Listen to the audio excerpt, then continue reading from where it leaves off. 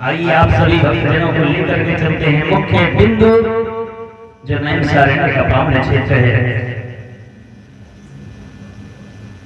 जन्माद्यस्य यतोन्मयादितरतश्च चार्थेषु हि तेने ब्रह्महृदयादिकवये मोह्यन्ति शूरयः तेजो वारिमृदां यथा विनिमयो यत्र दृश्येतो मृषा धाम्ना स्वेन सदा निरस्तकुहकम् सत्यं परं धीमहि। भागवत जी में सबसे पहला श्लोक आया है सत्यम परम धीमहि। बड़ा सुंदर वर्णन किया है कि जिस परमात्मा की इच्छा शक्ति मात्र से ही ये पूरा विश्व प्रपंच बनता है, पालित होता है, चलता है, वो परम ब्रह्म हिरण्यगर्भ नहीं है, बल्कि ब्रह्मा जी को जिसने स्वयं वेदांता के ज्ञान का प्रतिपादन करके बताया वो कैसा है। कहते हैं कि वो स्वराट है जो अपने स्वरूप में प्रतिष्ठित रहा करता है, अपने प्रकाश से सारी दुनिया को प्रकाशित करता है। ऐसा वो परम ब्रह्म है जिस वेदार्थ के ज्ञान को समझने में बड़े बड़े शूर लोग, विद्वान लोग मोह को प्राप्त हो जाया करते हैं। वही वेदार्थ के ज्ञान जिसने सबसे पहले ब्रह्मा जी को प्रतिपादित किया। जैसे तेजों में, सूर्य रश्मियों में कभी कभी जल की भ्रांति हो जाया करती।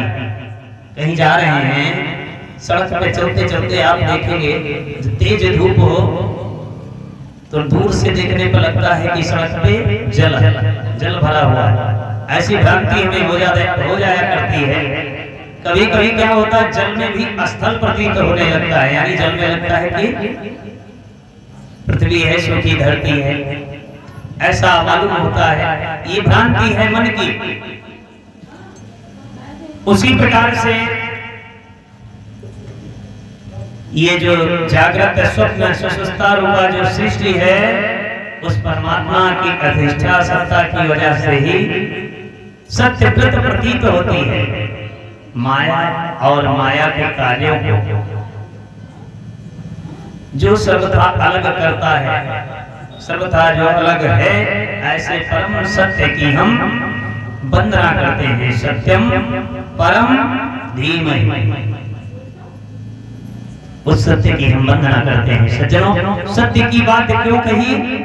भागवत में पहले और मध्य में और अंत में सत्य का प्रतिपादन किया गया है। तो कहते हैं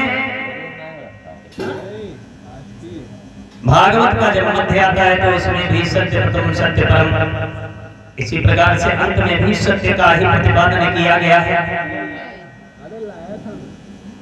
तो ये त्रिकालवादित जो सत्य है, आदि मध्यांत तो केवल प्रभु हैं।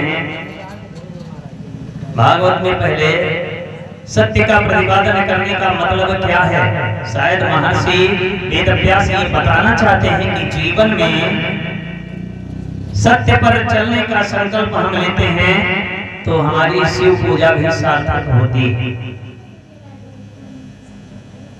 मंदिर जाना भी सार्थक है, कथा सुनना भी सार्थक है। और यदि सत्य को हम जीवन में नहीं अपना पाए हैं तो वो शायद कोई भी चीज सार्थक नहीं होगी।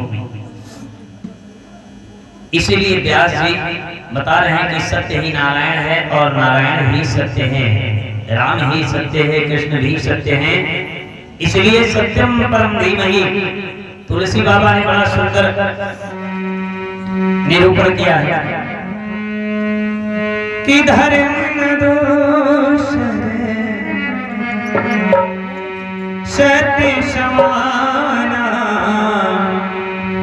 अरे धर्म न दूसरे सत्य समान, आगम निगम पुराण बताना, आगम निगम पुराण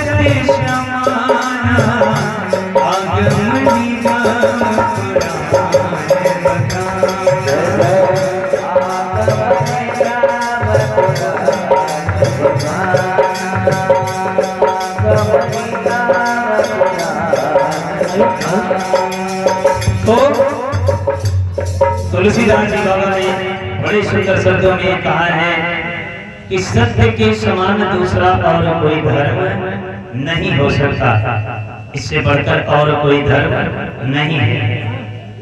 हमारे महर्षि वेदव्यास ने शास्त्रों में लिखा कि असत्याद परा धर्म, अर्थात नहीं असत्य समपातक पुण्य, असत्य से बढ़कर के कोई अधर्म नहीं होता और सत्य से बढ़कर के कोई धर्म नहीं होता। इसलिए जीवन में ज्यादा से ज्यादा सत्य बोलने का संकल्प लें। यही जीवन का सार है, यही जीवन का परम तत्व है। हम ये कहना चाहते हैं कि भागवत की कथा आज हम लोग तलावा बांधकर सुन रहे हैं, मौली बांधकर सुन रहे हैं, तो इसको सुनने का फल कब मिलेगा? ध्यान दीजिएगा।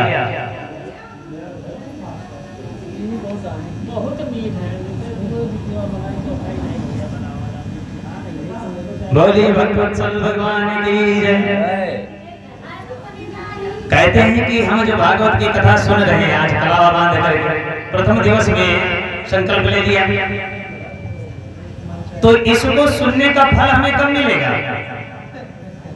जब हम मन में ये संकल्प ले लें कि ज्यादा से ज्यादा हम सत्य बोलेंगे, सत्य का ही प्रतिपादन श्रीमद् भागवत में है।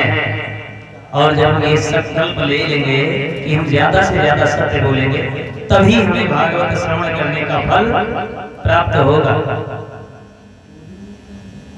वेदव्यास महाराज ने दूसरे श्लोक में बड़ी सुंदर बात कही है कि धर्म प्रोचित कैतवोत्र परमो निर्मत्सराणां सता वेद्यं वास्तवमत्रमस्त शिवदं तापत्रयोन्मूलनम्।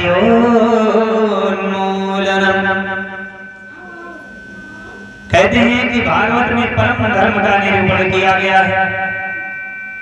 सज्जनों, अरे परम धर्म क्या है? तो कहते हैं परम धर्म है कृष्ण कथा, जो निष्कपट भाव से सुनी जाए, मन में जरा भी कपट नहीं है, जो निष्कामी है, जिसको ना फल चाहिए, ना स्वर्ग चाहिए, ना नरक चाहिए, किसी चीज की कामना नहीं है, ऐसे उन संतों के जानने योग्य जो परम धर्म कृष्ण कथा है, उस कृष्ण कथा का वर्णन श्रीमद् भागवत में है। और वो कृष्ण कथा कैसी है?